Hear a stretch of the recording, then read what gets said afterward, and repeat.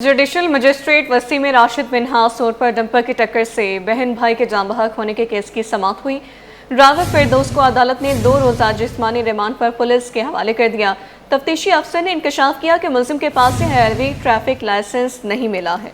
मजीद बताएंगे जवाद आसिफ। जी जवाद, बताइएगा क्या तफसीलात हैं? जी बिल्कुल, राशिद मिन्हास रोड पर डंपर की टक्कर से भाई बहन के जाँ बहक होने का मुकदमा है। जुडिशल मजिस्ट्रेट वस्ती की अदालत में पुलिस ने गिरफ्तार मुल्जिम जो ड्राइवर है फिरदौस उसे पेश किया है। तफ्तीशी अफसर की जानिब से मुल्जिम के जिस्मानी रिमांड की इस्तदा की गई, जिस पर अदालत ने मुल्जिम के 2 रोज़ा जिस्मानी रिमांड पर उसे पुलिस की तहवील में देते हुए आइंदा समाअत पर पेशरफ रिपोर्ट तलब कर ली है।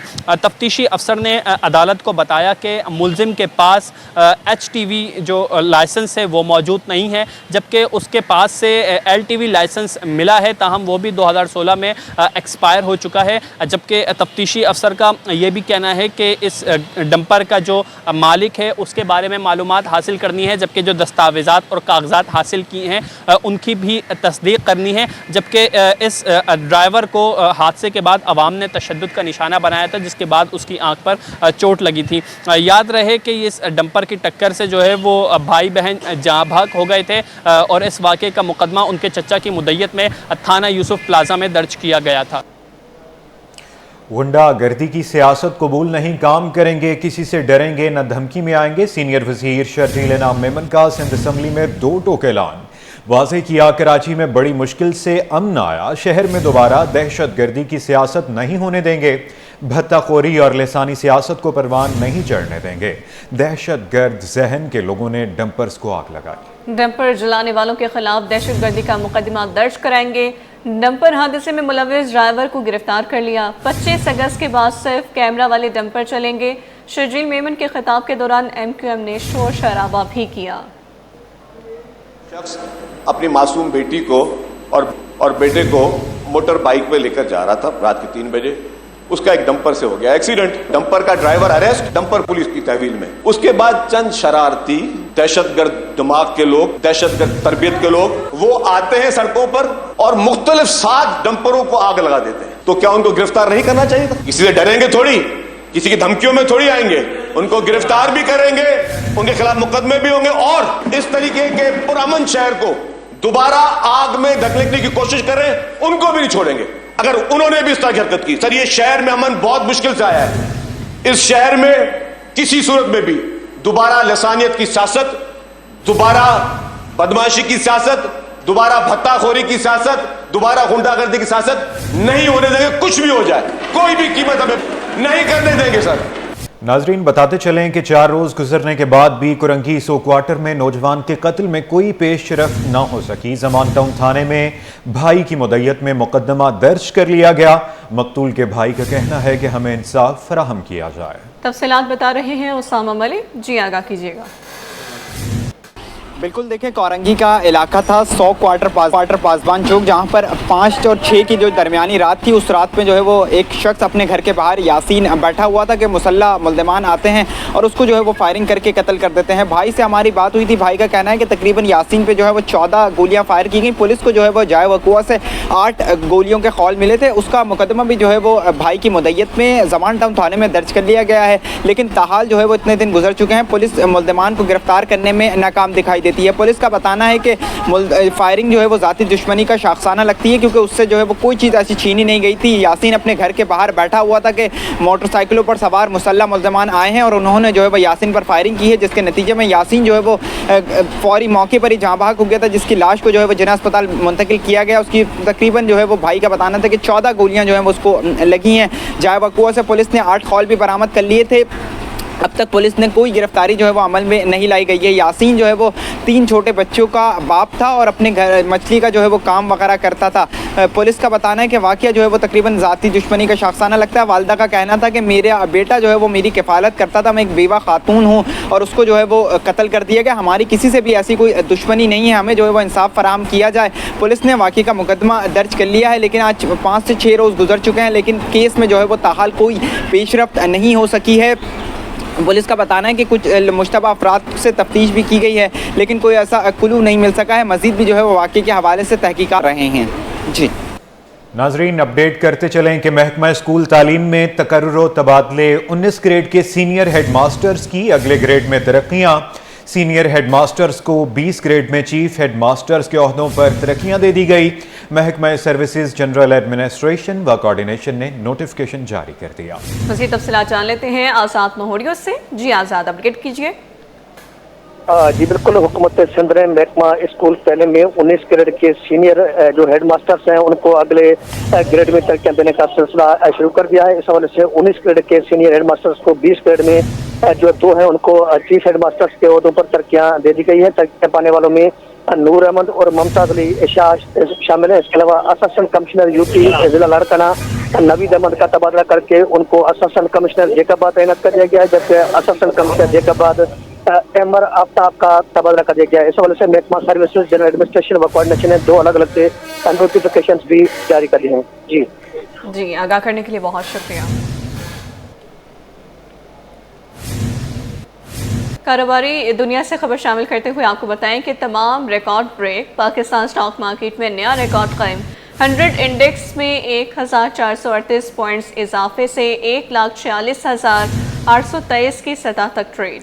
इसी पर बात करेंगे बसीम इफ्तिखार से। जी बसीम, बताइएगा इस हवाले से क्या अपडेट्स हैं? आज बिल्कुल पाकिस्तान स्टॉक मार्केट में हर गुजरते दिन के साथ नया रिकॉर्ड देखने में आता है। गुज़श्ते हफ्ते भी हमने देखा था कि स्टॉक मार्केट में नए रिकॉर्ड देखने में आए और आज जब कारोबारी हफ्ते का पहले रोज़ जब कारोबार का आगाज़ हुआ है तो यहाँ आज के दिन भी जो नया रिकॉर्ड जो है वो बना है। आज जो 100 इंडेक्स है वो तकरीबन 1,45,000 की सतह अबूर करके 1,40,000 की नई सतह पे जो है वो ट्रेड होता हुआ दिखाई दिया है। बिलखुसूस स्टॉक मार्केट में मुख्तलिफ सेक्टर्स में सारे दिन जो है वो कारोबार देखा गया, तेज़ी देखी गई है। स्टॉक मार्केट में जो टेक्सटाइल सेक्टर है, म्यूचुअल फंड है, इसके साथ साथ बैंकिंग सेक्टर है, टेक्सटाइल समेत जो फर्टिलाइजर सेक्टर है उसमें जो है खुसूसी तौर पर शेयर्स की खरीदारी देखी गई। ऑयल एंड गैस सेक्टर में खुसूसी तौर पर ऑयल एंड गैस सेक्टर में खुसूसी तौर पर जो है वो शेयर्स में खरीदारी देखी गई। यही वजह है कि स्टॉक मार्केट में सरमायाकारों का एतमाद ना सिर्फ बुलंद है बल्कि स्टॉक मार्केट में यही वजह है कि मज़बूत रुझान और तेज़ी देखने में आ रही है। जी, सरमायाकारों का एतमाद बहाल हो चुका है। बसीम इफ्तिखार, बहुत शुक्रिया आपका। 13 अगस्त का ग्रैंड शो अवाम के लिए बड़ा तोहफा। सिंध हुकूमत की अजीमुशान म्यूजिकल शो के लिए तैयारियां मुकम्मल। खुसूसी बच्चे जश्न का हिस्सा बने। शर्जील मेमन की ज़ेर सदारत इजलास में बड़ा फैसला। कहा, शहरी वतन की सालगिरह जोशो जज्बे के साथ मनाएं। मज़ीद तफसीलात जानते हैं आजिज़ जमाली से। जी आजिज़, बताइएगा। जी देखिए, डिप्टी कमिश्नर ईस्ट के ऑफिस में एक बहुत बड़ा इजलास हुआ है।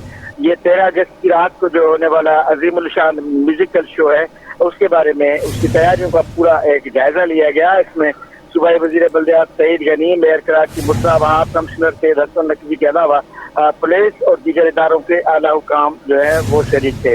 इजलास में सिंध के सीनियर वजीर और सूबाई वजीर इत्तलात शर्जील नाम मेमन ने हिदायत की कि खुसूसी बच्चों के लिए इस म्यूजिकल शो में शिरकत के लिए खुसूसी इंतजाम किए जाए ताकि वो बराह रास्त नशस्तों तक पहुँच सकें।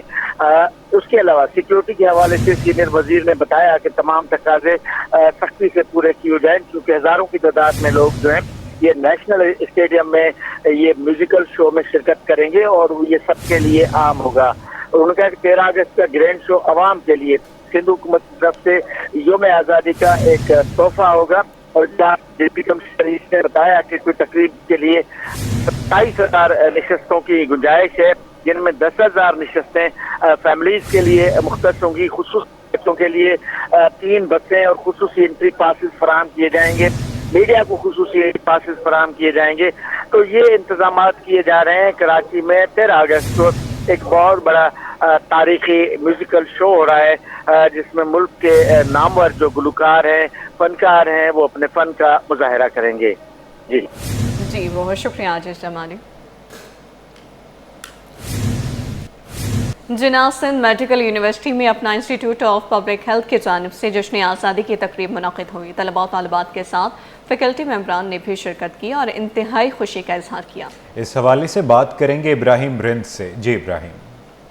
जी देखिए, बिल्कुल शहर कैद के मुख्तलिफ इदारों में जश्न आज़ादी की तकरीबात का सिलसिला जारी है। तकरीब का सिलसिला भी जारी है, मिली नगमे गाए जा रहे हैं और टेबलोज पेश किए जा रहे हैं। वहीं पर जिनाह सिंध मेडिकल यूनिवर्सिटी की इंतज़ामिया की जानिब से भी अच्छा इक़दाम आया, ख़ास तौर पर vice chancellor professor Amjad Siraj Memon की जानिब से, जिन्होंने बहुत अच्छा इंतज़ाम किया है मेडिकल के स्टूडेंट के लिए कि यहाँ पर जश्न आज़ादी की तकरीबात का भी सिलसिला जारी है। मैडम बताइए, कितना अच्छा लग रहा है, तकरीबात जारी हैं, हल्ला गुल्ला भी जारी है, क्या कहेंगे?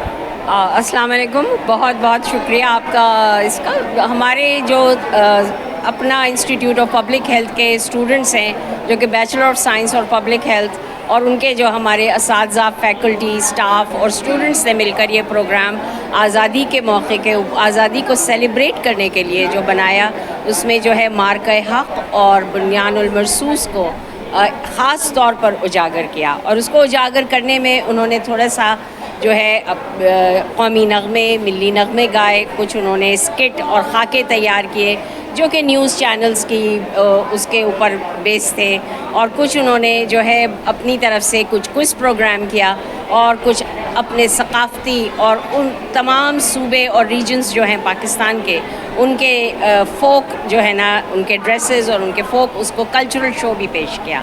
तो हम इस बारे में हमारे असातिज़ा की तरफ से उन्हें तैयार किया। क्या कहेंगी आज के हवाले से? Assalamu alaikum. I am Dr. Sabah Bashir, Assistant Professor in Public Health Department. Today we are celebrating Markai Haq and Independence with our students. आज का दिन हमारे लिए ना ही खुशी का दिन है, बल्कि ये आज़ादी को महसूस करने का और इसको कायम रखने का अज़म करने का दिन है। पाकिस्तान हमारी पहचान है, हमें पाकिस्तान से मोहब्बत है, और हम चाहते हैं, हम सबकी दुआ है कि हमेशा ये आबाद और शाद रहे। पाकिस्तान जिंदाबाद। Thank you.